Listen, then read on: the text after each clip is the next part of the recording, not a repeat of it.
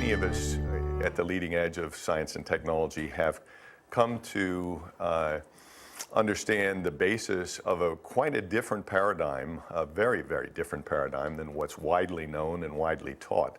And many of us have mused over the question of how do you fix this problem when mainstream science is still teaching a paradigm that turns out to be quite flawed, and every educational institution on the face of the earth is still teaching a great deal of science that turns out to be incorrect relative to what we now know at the leading edge of science and technology. My shift in my interest moved toward understanding the relationship between consciousness and so-called physical reality, which is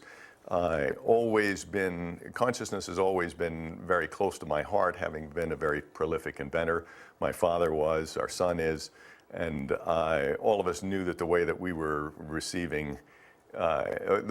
inventing was basically receiving technology rather than using rational thought processes. We used our scientific backgrounds to interpret what it was we were receiving, but we knew that the way that these things were being created, as does any composer, any artist, etc., was by a receiving process. And the last 7 years have been the most amazing journey of my life, seeing a lot of phenomena that are based in the study and understanding of consciousness and, as I say, its relationship to so-called physical reality. And I came to realize that by far the most amazing technology is what lives within us all. It's quite phenomenal. We all have abilities that are absolutely phenomenal as compared with what most of us are actually manifesting. And we came to realize, a number of us, that there is quite a fundamental relationship between stress in the broadest sense of the word and health, or also stress and dysfunction and disease. Back in the 1950s, 60s, and 70s, at a time when most of the Western scientific laboratories were discouraged from looking at paranormal phenomena, believing, at least in the mainstream scientific community, that all that stuff was a lot of hokum, the Soviet government, actually the Soviet Ministry of Defense, spent a considerable amount of money, and many of the best Soviet scientists and laboratories looking at various paranormal phenomena with an open mind, attempting to determine whether things like clairvoyance, telepathy, psychometry, telekinesis, remote influencing, distant healing, the reputed existence of the human aura, whether those things were real or whether they weren't. The Soviets by the 1980s knew that all of those things were realities, and they were no longer studying the question of whether they were realities. They were studying the question of how is it possible that those things can work, given the fact that they clearly defied the classical view in physics of what's possible. In my view, probably the biggest discovery of the past century has been the fundamental discovery, now proven in depth, in ways that I'll describe for you, that thoughts, in fact, create a field. Classical science will tell you that thoughts are just an electrochemical brain phenomena, and they have no physical reality of any kind, other than maybe the ability to detect some kind of a weak electromagnetic signal from the brain. Actually, as it turns out, thoughts are way more than that, and thoughts do, in fact, create a field. There have been rumors since ancient times that there was something called the human aura that surrounded human beings and living beings, and mainstream science for many years was unable to detect it, and reductionist scientists were unable to see it, so they thought that was a lot of hokum. They're not actually electromagnetic fields, and the Soviets were the first in the 1980s to come to understand exactly what those fields really were. They came to realize that there's a fundamental new field of physics that classical physics was missing. According to classical physics, there are only 5 fields. That is, there are only 5 circumstances where you can create a distant influence on something by virtue of a field phenomenon, and those fields are well known in classical science as electric fields, magnetic fields, gravitational fields, and so-called strong and weak nuclear attraction fields. According to classical physics, that's all there are.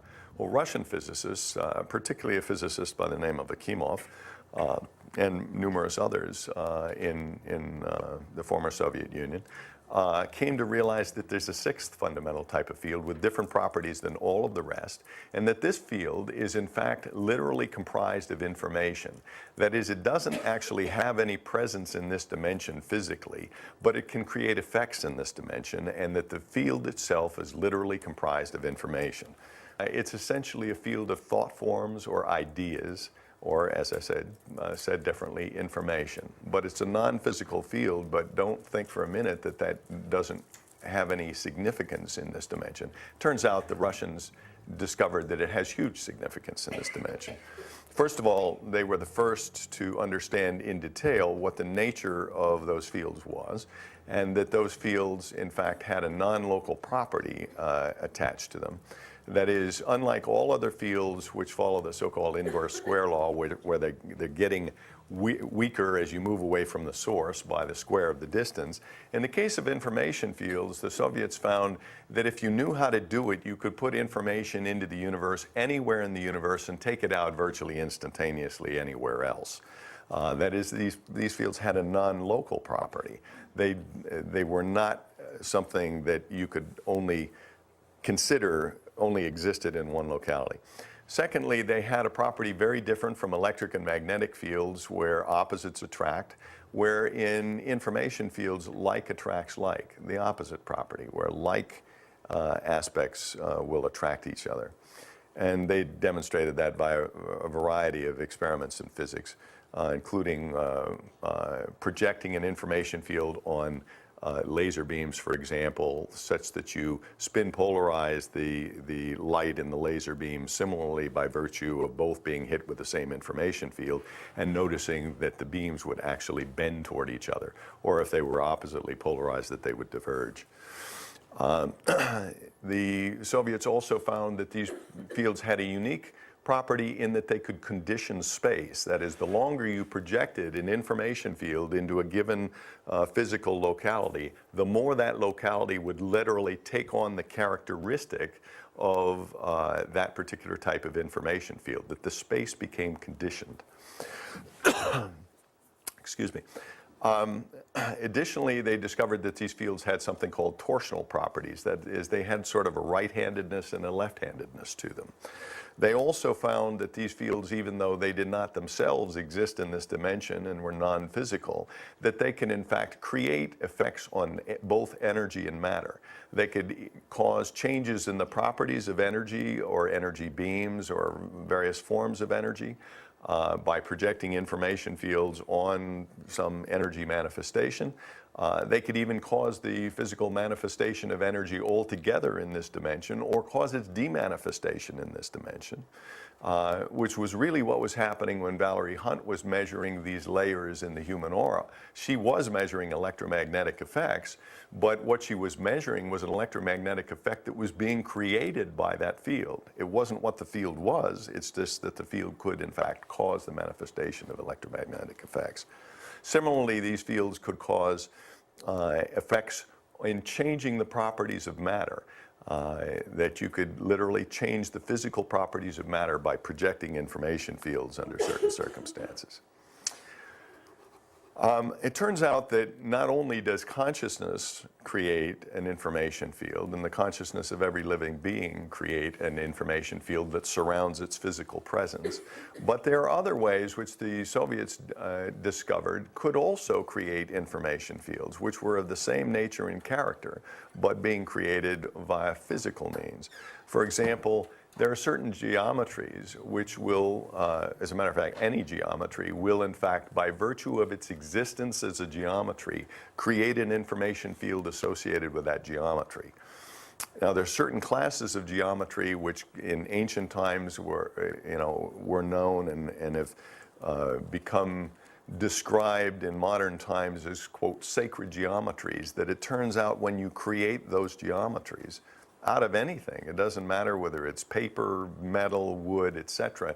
The very act of creating that geometry will in fact create the establishment of an information field. Well, as I've told you, any object will create an information field by virtue of its geometry.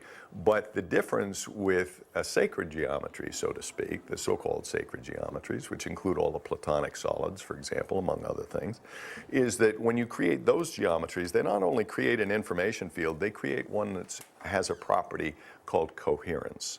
And we'll come back to that in a while. It turns out that any rotating body will in fact create the existence of an information field. Any vibrating body will create the existence of an information field. Any changing magnetic field will create an informational field component. And all electromagnetic signals will, by virtue of their oscillation, as frequency oscillations, create an information field as well. So there are quite a few ways in which information fields are created in the world. There are numerous examples of naturally generated information fields, such as the sun, in fact, in the solar system, is the largest it's the most intensive generator of an information field in the solar system. Not too surprising, since I've told you certain geometries, which include spheres, will create information fields. Rotation will create them, and the sun rotates. Electromagnetic energy will create them, and the sun is, of course, a huge producer of electromagnetic energy, et cetera, et cetera. The moon also creates information fields. Trees and plants all create information fields. Human beings, animals, all living beings do. Insect nests, by virtue of their geometries, turn out to create information fields. And there are geological information fields that occur by virtue of circulation of magma in the earth. There are so-called geopathic information fields that will be perceived as being disharmonious, that are being created by so-called geopathic stress in the earth. Actually, there are a number of anomalous places. Some of you may have visited them, where they're tourist attractions, where they've noticed gravitational anomalies and what they regard as optical illusions, which in fact turn out to be more than that, where you can have, for example, two people stand in different positions that are of the same height. One will look taller and the other will look shorter, and you reverse them, and now, you know, the opposite is true. Interestingly, if you study those places, there's one in Oregon, there's one in California, there's one in North Carolina, you'll find that animals will refuse to go in those places. You won't find any animals other than man who pays to go in those places, going in those areas of geopathic stress. This is a synthetic, a device developed originally by the Russians, one form of it. You're looking at the inside of an information field generator that can synthetically generate information fields. Kind of a strange looking device. The Soviets, as I say, were the first to understand these fields in a great deal of depth, in this whole area of science in a great deal of depth, and literally spent 500 million rubles of the Ministry of Defense of the former Soviet Union in pursuit of the science and technologies surrounding this area of study. Initially, obviously, focused on military applications. They developed communication technologies which are faster than the speed of light and are not line of sight limited. For example, you could literally communicate with something that was behind the sun, whereas with any kind of radio technology, you would be limited by both the speed of light, and you couldn't communicate with it until it came out from being screened by the sun. Not so with information field technology. They developed satellite-based prospecting technology, where using satellite images that detected the information fields of ore deposits, petroleum deposits, things like that in the earth, and then processing those images using their knowledge of information field technology, they could tell you essentially where any kind of ore deposit or petroleum deposit was in the face of the earth via satellite prospecting. They didn't have to go dig it up, which is quite an amazing piece of technology. They developed materials processing technologies where they could change the properties of materials, change, for example, the corrosion resistance of metals, change the toughness and strength of metals, change the crystallographic structure of materials by virtue of information field technology utilized during the processing of those materials. So these were not just academic exercises. These were real technologies that had very, very powerful implications. The Soviets, as I say, were the first to really understand the nature of the aura, which now the National Institute of Health in this country calls the human biofield. The field is literally comprised of information. There's nothing physical in it. The information is being instantaneously and continuously generated by the consciousness of the individual. The primary inputs to that field come from the person's rational or waking consciousness and their subconscious. It turns out the most important elements come from the person's subconscious because those tend to go into that field and stay there on an extended basis, whereas the inputs from the waking or rational consciousness tend to be transients and they tend to come and go. People who can see the human aura, and as it turns out, any of you who can't see it may be interested to know you can be trained to see it, and there are techniques for learning to see it. Anyone who can see it will tell you that if a person becomes angry, that they can see flashes of vitiated red in the person's field. They'll perceive the field as colors, even though, as I say, it doesn't have any existence in this dimension and it isn't physically constituted of light in this dimension, but they'll perceive it that way. If they're lying to you, they'll see sort of a muddy green come into their aura, and so obviously it has some advantage to be able to see somebody's aura because you can tell a lot about what's going on in their consciousness. It turns out that this field is in fact extremely important in the fact that it is the medium of communication between the person's consciousness and literally every cell in their body. And this turns out to explain a lot, which was, even in recent times, is still unexplained in biological science as to, in fact, how cells know to become what they become. That is, we all start off our physical presence as a single cell enterprise, which then, of course, as we all know, divides and differentiates and becomes hair, blood, bones, etc., and we physically grow our physical bodies. But still today, cellular biologists cannot explain to you how your physical body gets here. How do those cells know to become an eyelid instead of an eyelash, or a fingernail instead of a fingerprint? How do they know when to stop one thing and become another and all of that? And for a while, people used to, wave their arms saying, oh, well, it's genetics or DNA or whatever. And the more that people learn, the more difficult it was to explain because the genetics and DNA are the same in every cell. So that doesn't explain cellular differentiation. Well, it turns out that where the knowledge comes from to direct those cells is something that you come into this dimension with and exists in your consciousness. And for those of you who have been taught, as all of us have been taught, that consciousness is a product of the brain, I have to tell you there's a considerable body of science today that will tell you consciousness is not a product of the brain, it's the other way around. The brain is a product of consciousness. And while it is true that if you see brain activity, that something is going on in consciousness, the reverse is not true, that if you don't see brain activity, that nothing is going on in consciousness. And that turns out not to be true. So anyway, all of us actually have, at a certain level of consciousness, the knowledge by which we literally direct the whole orchestra of every cell in our bodies to literally create our physical body.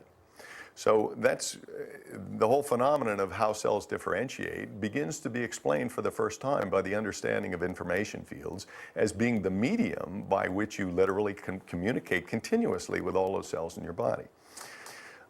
Additionally, a big mystery in biological science has been the question of, well, why do people age? How is it that people age? Because as cellular biologists have come to understand more and more, this has become a bigger and bigger puzzle. When I was a child, they taught you that, well, things wear out, things, of course, everything wears out physically, your body wears out physically. But now that we know today that there virtually isn't a cell in your body that's older than 7 years, and most of them aren't older than a year, what part of you is old? It turns out that the answer to that question isn't the cells. The cells are always dying off and dividing and regenerating and all of that. The part of you that becomes old is actually your identity that's carried in your consciousness. And this is communicated through this field to the cells, who just dutifully create a physical reality that matches your own worldview of yourself. The degree to which information fields can affect people's consciousness tends to depend upon their belief systems. Having spent, as I say, 7 years on the Science Advisory Committee of Friends of Health, I have, as many others have on that committee, been exposed to a lot of phenomena in healing and in understanding aspects of illness. And a key observation that I would make for you based upon everything that I've seen is that it appears that all beings in an unstressed state have an absolutely phenomenal ability to self-heal. Absolutely phenomenal. And it's virtually limitless. If they're alive, potentially they can self-heal. If they're in an unstressed state. Unfortunately, it turns out that as we accumulate stress in the broadest sense of the word through the process of living, that capacity starts to degenerate. Now, when I'm talking about stress, I'm not really talking about just job pressure or peer pressure or something like that. I'm talking about something that's way broader than that. I'm interpreting that word as broadly as you could possibly imagine, meaning essentially stress is any negative experience that a person has ever been exposed to in their history that they did not, in fact, discharge, heal, let go of, but in fact adopted as part of their identity. That they became the person who had thus and such a negative experience that affected them in thus and such a negative way. They were not able to process it and discharge it. And they more or less just put it on the shelf somewhere, not understanding that when they put it on the shelf, it became part of their identity. Similarly, negative ideas and limiting thoughts about ourselves that we're ever exposed to, that we adopt as part of our belief systems, become a certain form of stress and become essentially a corruption of our identity that's then carried forward within our consciousness. This has a lot of implications. Stresses, it's well known nowadays that there's a relationship between stress and illness. The breadth of that relationship is not very popularly understood, but it is understood that it's broad. The American Institute of Stress, for example, will tell you that 70% of all primary physician visits in the United States are for illnesses related to stress. I would tell you that it's actually 100%, because I'm defining stress somewhat broader than they are.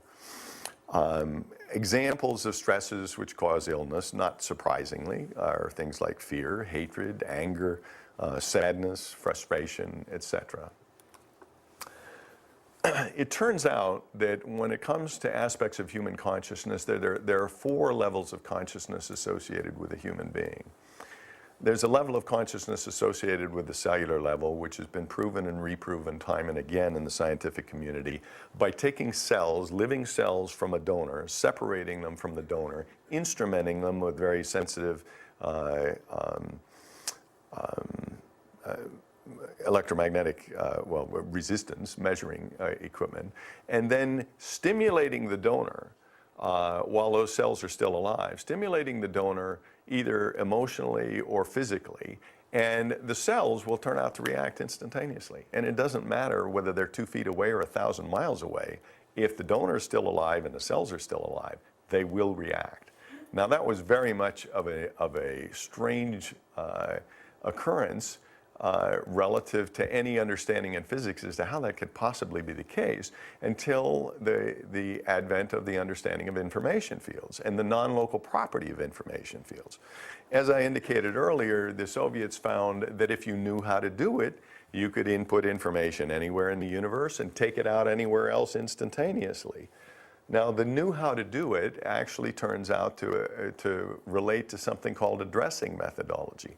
you have to have an addressing methodology. In the case of a human being and their own cells, they've got an addressing methodology. They directed the creation of those cells in the subdivision, differentiation, et cetera, so they know the address from an information field point of view of those cells, and therefore the issue of separating them from them is no problem with regard to still communicating with them.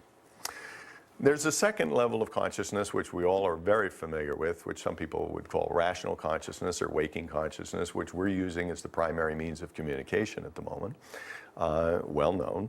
There's another level, which probably all of us are aware of to some degree, which is the so-called subconscious, which is keeping your heart beating as we're standing here, as I'm standing here talking to you, or choosing what muscles I'm using to wave my arms without my having to figure it out, so to speak. It turns out the subconscious is doing a whole lot more than that, and as I told you before, it's the most important contributor to creating this field of information that surrounds our physical body, and is in fact the orchestrator of the information that's really driving and directing the cellular activity of the body to create our physical presence. There's a fourth level of consciousness which most people have very few transactions with. Many people are completely unaware of altogether, which some people call the superconscious. Now, the existence of that level of consciousness is now actually quite well established scientifically. For reasons of time at the moment, I won't go into the details of aspects of how we know that the superconscious is there and all of that, but I could bore you for hours on that subject, though, I promise you. But the superconscious tends to be a level of consciousness, not tends to be, is a level of consciousness, which every living being has, which as it turns out is omniscient. Literally at that level of your consciousness, you literally know every fact in the universe. And most people would marvel at that and say, well, how is that possible that my consciousness at some level would know everything in the universe? What I'll tell you is that at the lower levels of consciousness, we all perceive ourselves to be separate and alone. At the highest level of consciousness, we all understand a different fundamental truth, that everything is one thing happening, that level of consciousness is the consciousness of everything in the universe, and that's why it's omniscient, because it's one consciousness. Both the subconscious and the superconscious carry identities. Actually, our rational consciousness carries an identity as well. If we were all given a piece of paper and asked to write down on a piece of paper who we are, we'd all write something. If we could somehow get our subconscious to write down who we were, which maybe you could do that via hypnosis or something like that, effectively recording the responses, you would find that who you were at the level of the subconscious is materially different than who you think you are rationally. So there's another identity carried at that level. There's a third identity that's carried at the level of the superconscious. The identity of the living being that's carried at the subconscious is changeable over time and does change over time as a person's worldviews change and as they accumulate stress, as I've defined it in the broadest sense of the word, as they begin to accept limiting ideas about themselves, etc., their worldview of themselves at the level of the subconscious begins to change and effectively becomes corrupted in the process of living. The identity that we all carry at the level of the superconscious, as it turns out, is changeless. It never changes. It's incorruptible. It never changes at all. And these facts actually are quite fundamental to understanding the de-stressing phenomenon behind flow. You might be wondering why I'm going so much into consciousness and all this. It actually is quite fundamental to understanding this technology that I'm about to be describing to you. What I will tell you is that the nature of disease and dysfunction is that it always, as it turns out, will have a mental cause. And many people will say, well, gee, how could that be? I mean, you know, a man walks in front of a car and a car hits him and he breaks his leg. I mean, that didn't have any mental cause. The car hit him, you know. But what I'll tell you is two things. First of all, at some level of consciousness, the person, when they walked in front of the car, knew that the car was coming. That's one thing, but we won't go there for the moment. But secondly, what I'll tell you is, if in fact, after they got hit by the car, they didn't heal all the way back to original equipment, the reason why they didn't is the accumulation of stress. The business of disease and dysfunction can be seen, in a sense, a very real sense, as one level of consciousness, actually, namely the subconscious, trying to get the attention of another level of consciousness, namely the rational consciousness, to deal with an issue of the corruption of identity. That is, to deal with an issue of stress that's been accumulated that isn't part of your natural state, that is causing increasing disharmony in the physical body as it's being manifested into the physical body. Now, you might wonder about this, but one of the phenomena that I think all of us are well aware of who watch the news at night or any of the drug ads on TV or in magazines or things like that is that all drug therapies have side effects. All of them. We all know that. And it's certainly well known within the pharmaceutical industry. But the interesting thing about it is now that the FDA requires the disclosure of those side effects in ads, I think most of us are quite surprised to find that the nature of the side effects is inevitably worse than what it is you're trying to treat with the drug therapy. However, there is a substantial drug industry that survives despite that, and to a large extent because of the fact that a relatively small percentage of people get a particular side effect. And therefore, most people are able to content themselves with the probability that they're not going to get that particular side effect, et cetera. But they will always see a side effect. The reason for the side effect is that seeing, as I say, as disease and dysfunction as being one level of consciousness, namely the subconscious, trying to get the attention of another level of consciousness by manifesting some dysfunction or disharmony, when you constrain chemically the body, or physically or chemically, not to be able to manifest that phenomenon, what happens is that that level of consciousness now says, well, geez, I can't make that manifestation anymore. I guess I'll have to shout in some different means, and usually in a louder means, to get their attention. And that's what the side effect is. Someone once said that aging is the accumulation of unresolved issues. And we see substantial evidence that, in fact, that statement is exactly correct. We were taught historically that aging is a natural phenomenon, that everything goes downhill, blah, blah, blah. But the more we've come to understand about cellular biology and the fact that cells are continually dying off and regenerating and reconstructing and all of that, the more puzzling it is as to why those cells are creating an increasingly disharmonious manifestation that is showing a degeneration over time. And people once thought, well, it's because of the corruption of DNA by cosmic radiation or electromagnetic radiation or something like that. That's where aging comes from. But then they ran across diseases in which all of the person's DNA was corrupted. And yet, in some of those cases, the people would amazingly then heal the DNA and overcome the disease to where the corruption of the DNA became uncorrupted. So it became apparent that DNA isn't primary, and that consciousness does have the capacity to heal even DNA. So anyway, what I will tell you is that aging is essentially a programming phenomenon where we've all accepted this idea that we have to degenerate and deteriorate, and we're all programming ourselves just by virtue of the process of living by the accumulation of stress.